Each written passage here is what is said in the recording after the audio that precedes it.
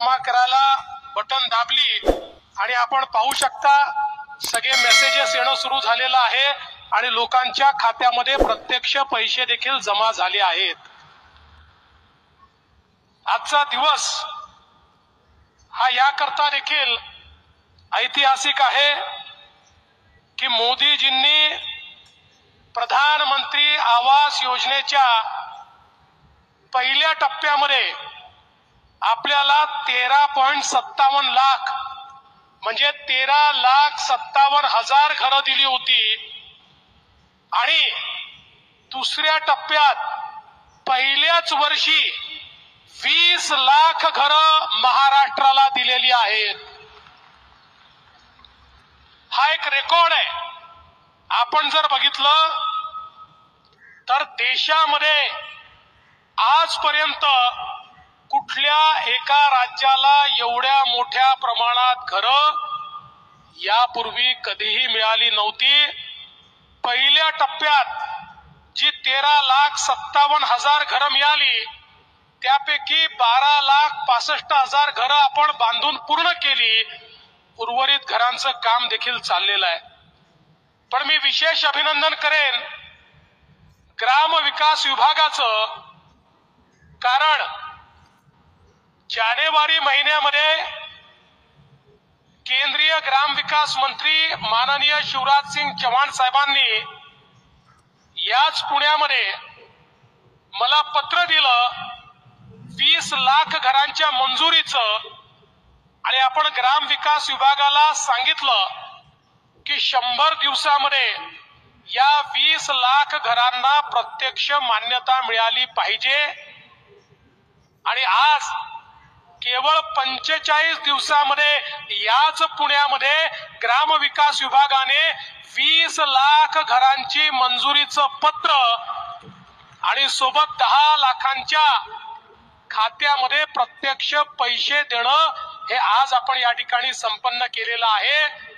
आणि मला आनंद आहे आपण हजारोच्या संख्येने इथे उपस्थित आहात। आपल्या सोबत 34 जिल्हा परिषदांमध्ये त्या ठिकाणी कार्यक्रम चाललेला आहे। तिथे आपले पालकमंत्री आहेत। 351 आपल्या पंचायत समितीमध्ये कार्यक्रम चाललाय। बहुतांश ठिकाणी जिथे पोहोचू शकले तिथे आमदार आहेत आणि 28,000 ग्रामपंचायतीमध्ये कार्यक्रम चाललेला आहे। सगळे लोक ऑनलाईन जुडलेले आहेत। कोट्यावधी लोक आज हा कार्यक्रम या ठिकाणी अनुभवत आहेत आणि 20 लाख लाभार्थी वेगवेगळ्या स्थानांवरनं आपल्याला मिळालेलं स्वीकृतीचं पत्र हे या ठिकाणी घेण्याकरता उपस्थित आहेत। 10 लाखांच्या खात्यामध्ये पैसे गेले असले तरी उर्वरित 10 लाखांना काही मागे ठेवणार नाहीये। त्यांची खाती अलाइन करणं चाललेलं आहे। माझा विश्वास आहे पुढच्या 15 दिवसात जयकुमारजी पुढच्या 15 दिवसामध्ये उरलेल्या 10 लाखांच्या खात्यातही पहिला हप्ता हा त्या ठिकाणी निश्चितपणे पोहोचेल आणि मला खरोखर आनंद आहे की एक अत्यंत महत्वाचा अशा प्रकारचा कार्यक्रम आपण करतोय। आपण या निमित्ताने या घरांसाठी 1,20,000 रुपये थेट देतो। नरेगाच्या माध्यमातून 28,000 रुपये देतो। पुन्हा प्रत्येक घराला शौचालयाकरता 12,000 रुपये देतो। असे या ठिकाणी आपण जवळपास 1,60,000 रुपये या माध्यमातून आपण देतो। पण मध्यंतरीच्या काळामध्ये आमचे उपमुख्यमंत्री एकनाथ शिंदेजी, अजितदादा पवार, मी आणि ग्रामविकास मंत्री आम्ही एकत्रित बसलो होतो आणि आम्हाला असं वाटलं की आता याच्यामध्ये वाढ झाली पाहिजे आणि म्हणून आम्ही 50,000 रुपये अनुदानात वाढवण्याचा निर्णय घेतलेला आहे। त्यामुळे आता प्रत्येकाला 2 लाख रुपयाच्या वर या ठिकाणी घर बांधणी करता हे पैसे मिळणार आहेत। आणि यासोबत एक अजून निर्णय आम्ही केलेला आहे की तुम्हाला जसं मोफत घर मिळालं पाहिजे तसं त्या घरामध्ये मोफत वीज देखील मिळाली पाहिजे आणि म्हणून 20 लाख लाभार्थ्यांना आम्ही त्या ठिकाणी सोलरचं अनुदान देणार आहोत। आणि सोलर त्या ठिकाणी फिट करून जन्मभराकरता तुम्हाला मोफत वीज ही या ठिकाणी मिळणार आहे.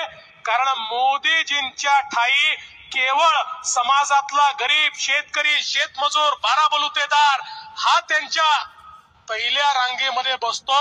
आणि म्हणून मोदीजींनी सांगितलं हा जो शेवटचा माणूस आहे त्याची पहिले चिंता करा, त्याला घर द्या, त्याला शौचालय द्या, त्याला या ठिकाणी मोफत वीज द्या. आणि म्हणून हा कार्यक्रम या ठिकाणी आम्ही हातामध्ये घेतलेला आहे. आपण जर विचार केला तर इतक्या मोठ्या प्रमाणात हा सगळा निधी या ठिकाणी आपल्याला मिळणार आहे. आणि यासोबत आपण 13 लाख घरं, मागचे 20 लाख घरं आताचे, आणि यासोबत आपल्या ज्या वेगवेगळ्या योजना आहेत, रमाई आवास योजना, शबरी आवास योजना, पारधी आवास योजना, अटल बांधकाम कामगार योजना, अहिल्या आवास योजना, यशवंतराव चव्हाण मुक्त वसाहत आणि ओबीसी करता सुरू केलेली मोदी आवास योजना, या सगळ्या योजनांच्या अंतर्गत आपण 17 लाख घरं बांधतो आहोत. म्हणजे एकूण जर आपण विचार केला तर महाराष्ट्रामध्ये 51 लाख कुटुंबांना घरं देण्याचं काम हे मोदीजींच्या नेतृत्वामध्ये राज्य सरकारच्या माध्यमातून चाललेलं आहे. आणि याच्यावरची गुंतवणूक किती आहे? 70,000 कोटी रुपये याकरता आपण गुंतवणूक करतो आहोत. आणि सोलार जर त्याच्यामध्ये ऍड केला तर हळूहळू 1 लाख कोटी रुपये आपण केवळ आमच्या सामान्य माणसाला घरं देण्याकरता या ठिकाणी वापरणार आहोत. या निमित्ताने मला एवढंच सांगायचं आहे की अतिशय चांगल्या पद्धतीनं ग्रामविकास विभागाने हे जे काम केलेलं आहे त्याबद्दल मी ग्रामविकास विभागाचे आमचे मंत्री जयकुमार गोरेजी, आमचे राज्यमंत्री योगेशजी, आमचे सचिव आणि ग्रामविकास विभागाच्या अंतर्गत जिल्हा पातळीवर काम करणारी मग ती सगळी टीम, जिल्हा परिषदेची असो, ती जिल्हाधिकाऱ्यांची असो, ती विविध विभागांची असो, या सगळ्यांचं अभिनंदन करतो. पण तुमचं काम आता चालू झालेलं आहे, संपलेलं नाही आहे. आता पैसे खात्यात गेल्यानंतर पहिल्या हप्त्याच्या अनुरूप त्यांनी काम केले की नाही हे बघणं, त्याचं सर्टिफिकेशन करणं, त्याचं जिओ टॅगिंग करणं आणि मग लगेच दुसऱ्या हप्त्याचे पैसे त्यांना देणं आणि घर पूर्णपणे बांधून घेणं हे अत्यंत महत्वाचं आहे. हे काम आपल्याला पूर्ण करायचं आहे.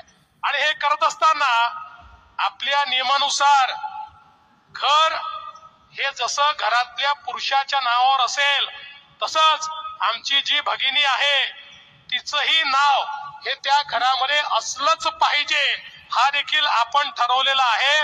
त्यामुळे सगळ्या भावांना विनंती आहे की आमच्या बहिणीचं, आमच्या वहिनीचं नाव हे त्या घरामध्ये असलं पाहिजे, याची काळजी आपल्या सर्वांना घ्यायची आहे. आणि माझी विनंती आहे की चांगल्या प्रकारे आपण या ठिकाणी हे बांधकाम करावं, कारण आपल्याला सगळ्या प्रकारची मदत आम्ही करतो. रेती देखील त्या ठिकाणी 5 ब्रासपर्यंत मोफत देण्याचा निर्णय आपण यापूर्वी केलेला आहे. त्यामुळे ती रेती देखील जर कुठे अडचणी असतील तर जिल्हाधिकाऱ्यांना आणि सगळ्या सीओना मी